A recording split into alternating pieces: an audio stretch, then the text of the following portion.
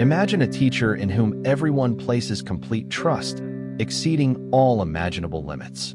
Brittany Zamora, an educator who appeared to have a perfect life, surprised everyone by engaging in a totally inappropriate relationship with one of her students, who was only 13 years old. What began with exchanges of seemingly innocent messages quickly evolved into personal encounters. On one of these occasions, inside a car parked near the boy's grandparents' house, Brittany and the student had intimate relations. This event marked the beginning of a series of secret encounters that shocked the entire school community and brought to light one of the most disturbing stories involving an educator in the United States. If you are not yet subscribed to the channel, take the opportunity right now to subscribe and activate the notification bell so you don't miss any of our content about criminal cases that shocked the world. Brittany Zamora was born on March 16, 1991 in Arizona, United States.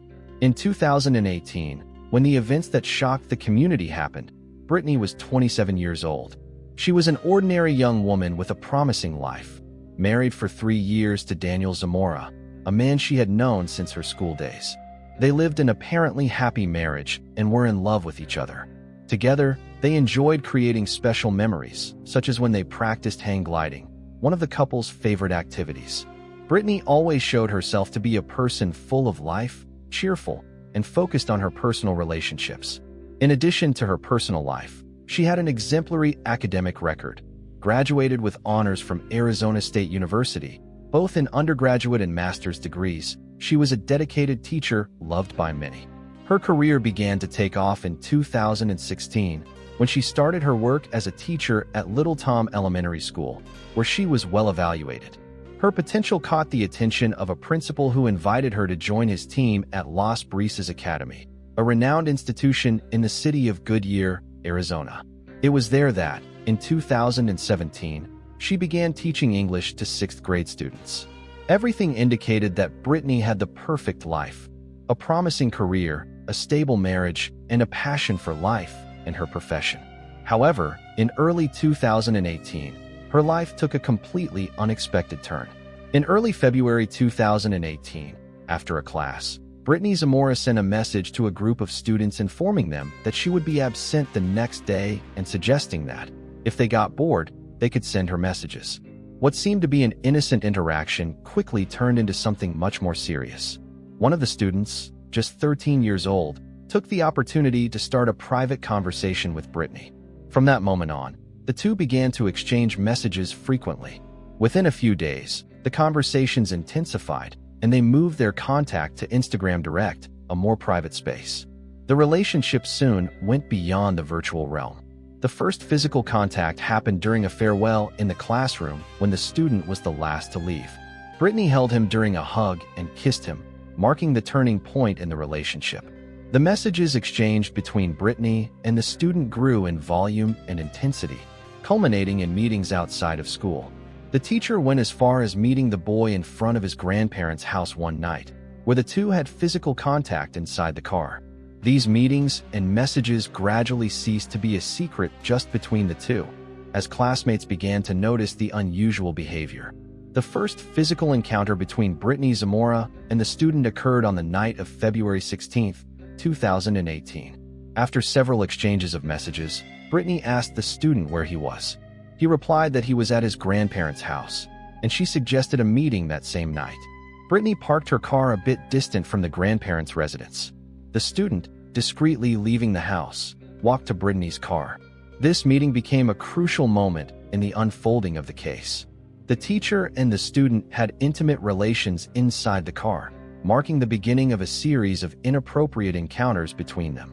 The illicit relationship between the two, which was occurring more and more openly, reached a new level of disrespect when a sexual act was performed in the presence of another student. While the teacher acted inappropriately with the 13-year-old student, another boy was in the room using the computer.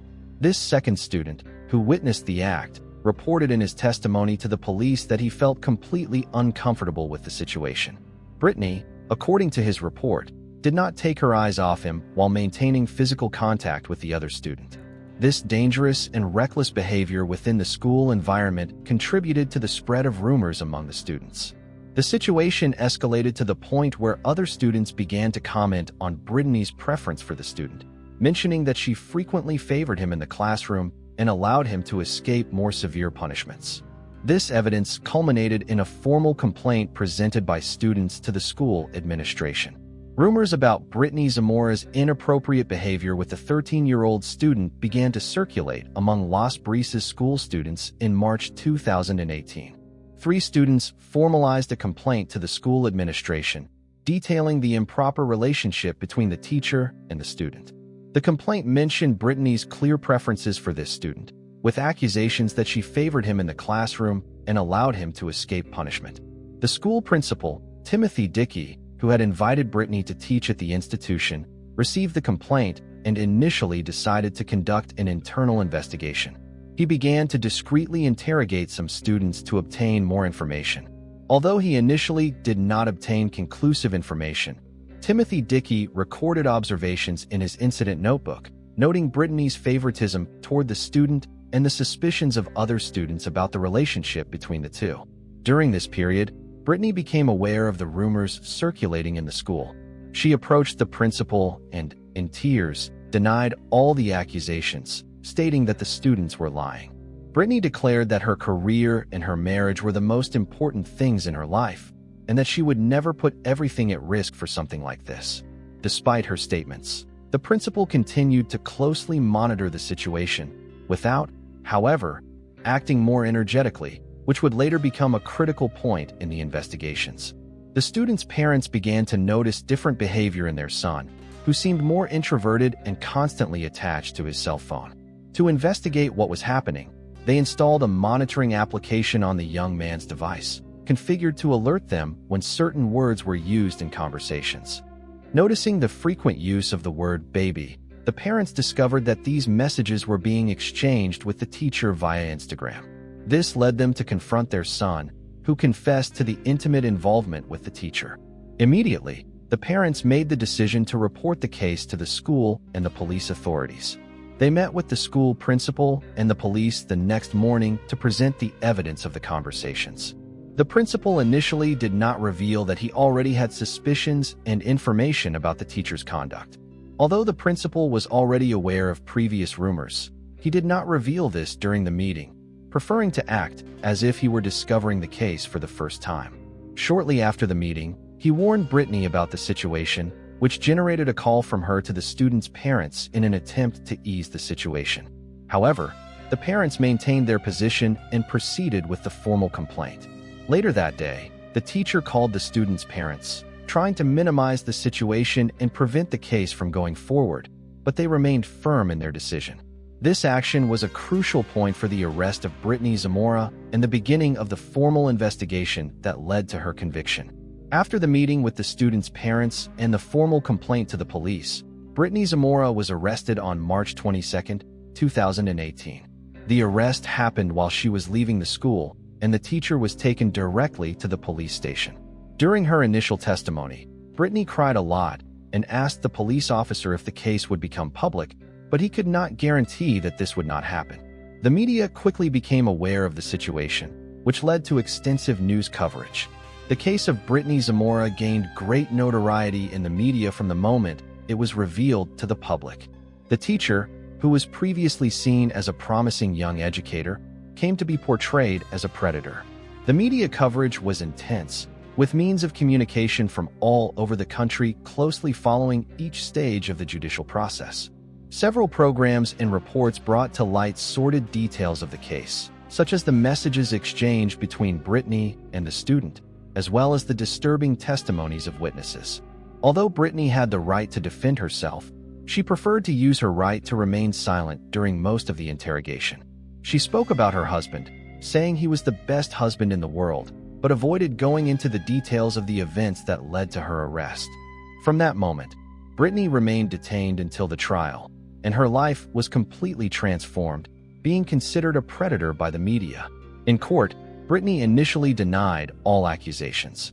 For months, she avoided making statements to the press and maintained a reserved posture, while her husband, Daniel, also refused to talk about the case. However, the media pressure grew, and Brittany's public image continued to deteriorate, especially after the disclosure of graphic details of the interactions between her and the student. In July 2019, during her trial, Brittany changed her defense strategy and pleaded guilty to all charges. During the hearing, she apologized to the victim and her family, stating that her behavior did not reflect her true nature and that she was deeply sorry. However, Brittany also blamed the media for turning her into a monster, stating that sensationalism had exacerbated the public perception of the case. Brittany Zamora was sentenced to 20 years in prison in 2019 after admitting her guilt for all charges against her. The sentence was relatively lenient, considering the severity of the crime, as she could have been sentenced to up to 44 years.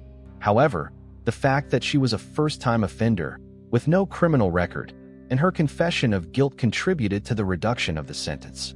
In May 2020, Brittany asked for divorce from her husband, Daniel Zamora, claiming that the relationship no longer had the possibility of recovery after the devastating events of the case. The justification given was that the couple's relationship had deteriorated irreparably due to the magnitude of the scandal and the legal consequences of the case.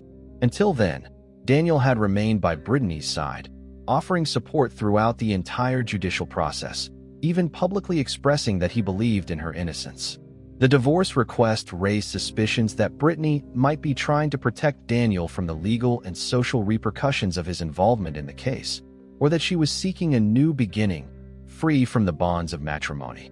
In addition, rumors circulated that Brittany had started a new relationship while she was incarcerated, which would have contributed to the end of her marriage. Daniel, for his part, remained discreet after the divorce request, avoiding public statements on the matter. His involvement in the case was also the subject of questioning, as during the investigation he was accused by the victim's family of negligence and of having tried to protect his wife. However, there was no concrete evidence incriminating Daniel, which spared him from criminal charges. Brittany's life after the conviction has been characterized by her attempt to rebuild her life within the prison system. As mentioned earlier, she became involved in educational activities within the prison, and her discreet posture helped keep attention away from her personal life. However, her name continues to be associated with the case, and the media occasionally revisits the story, which makes it difficult for any attempt at a peaceful new beginning. The forecast for the possibility of Brittany obtaining parole is set for 2039, when she will be approximately 48 years old. Until then, she will continue to serve her sentence, and if she maintains exemplary behavior, she may be released on parole after serving part of the sentence. The victim's family also took measures to preserve their privacy, moving to another state and keeping their faces and names hidden in documents and videos related to the case. After the arrest and conviction of Brittany Zamora, the victim's family decided to file a lawsuit against both the school principal, Timothy Dickey, and Brittany's husband, Daniel Zamora. The family's main accusation was the principal's negligence in dealing with the complaints that had emerged within the school. According to the accusation, Timothy Dickey had been informed by the students about Brittany's inappropriate conduct with the young student, but had failed to act quickly and effectively. Instead of taking immediate action, he chose to conduct a discreet internal investigation and then withheld crucial information during his communications with the student's parents and the authorities. The family argued that, if Timothy Dickey had acted promptly, the inappropriate relationship between Brittany and the student could have been interrupted earlier, avoiding the emotional damage caused to the young man. The principal was accused of serious failure in his responsibilities as a school administrator, putting at risk the well-being of the students under his supervision. Additionally, Daniel Zamora, Brittany's husband, was also the target of a civil action. Although not directly involved in the crime, the victim's family sued him for having tried to cover up his wife's acts. During the process, evidence emerged that Daniel had advised Brittany on how to behave during the investigations and had even suggested ways to minimize the accusations. For the family, these attitudes demonstrated that he, in an attempt to protect his wife, ended up indirectly contributing to the continuation of the abuses. The civil legal actions against Timothy Dickey and Daniel are still ongoing, and so far there has been no final conclusion. The victim's family seeks compensation for the damages suffered, both emotional and psychological, arguing that both, in different ways, failed to protect the young man and act in accordance with ethics and the law. The case of Brittany Zamora had a profound impact on the community of Goodyear and the educational system as a whole. Parents' trust in the safety of their children in schools was severely shaken, leading many institutions to review their security protocols and implement more rigorous measures to prevent similar situations. Las Brisas Academy, in particular, faced an unprecedented credibility crisis. Many parents removed their children from the school, and the institution was forced to deal with public scrutiny and rebuild its reputation.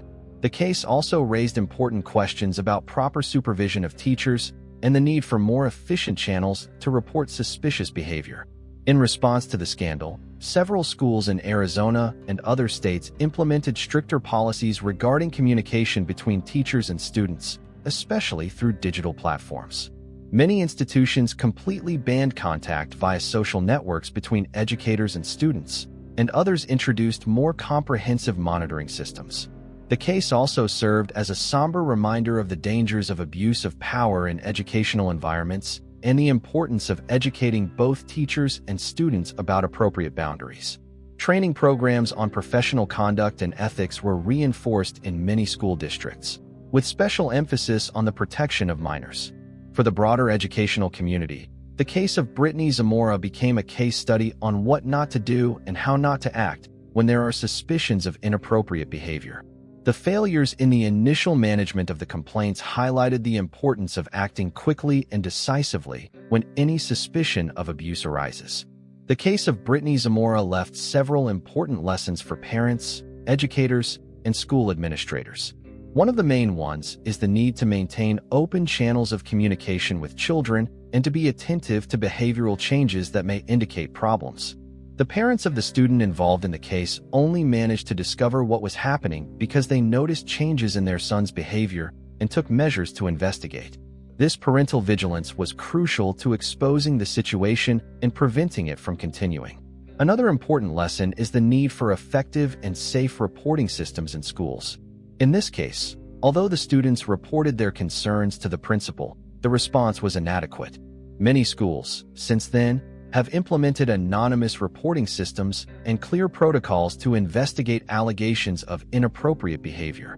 The importance of a quick and decisive response to any suspicion of abuse was also highlighted. The school principal, by opting for a discreet internal investigation instead of immediately involving the competent authorities, allowed the situation to worsen. This case emphasizes that, when it comes to the safety of children, it is always better to err on the side of caution. For educators, the case serves as a somber reminder of the professional boundaries that must be maintained and the serious consequences of crossing these lines. For many, it reinforced the importance of professional ethics and the responsibility that comes with the role of educator. Finally, the case of Brittany Zamora highlights the vulnerability of adolescents and the need to educate them about healthy relationships, consent, and how to recognize and report inappropriate behaviors by adults in positions of authority. The case of Brittany Zamora is a disturbing reminder of how the trust placed in educators can be betrayed with devastating consequences. A promising young teacher, with a brilliant career ahead of her and an apparently happy marriage, threw everything away by engaging in an inappropriate relationship with a student who was only 13 years old. The repercussions of this case extended far beyond Brittany's personal and professional life. They profoundly affected the victim and his family, shook the community's trust in the educational system, and raised important questions about supervision and accountability in schools. The 20-year prison sentence received by Britney reflects the gravity of her crimes. But many argue that the true price to be paid is the emotional and psychological damage caused to the young student, an impact that may last much longer than any prison sentence. This case also reminds us that predators can be anywhere, even in the classrooms where we expect our children to be safe. Constant vigilance, open channels of communication with children, and the willingness to believe them when they report disturbing behavior are fundamental to protecting them. When reflecting on this tragic story, it is important to remember that, although the case of Brittany Zamora is shocking, the vast majority of educators are dedicated professionals who care deeply about the well-being and future of their students.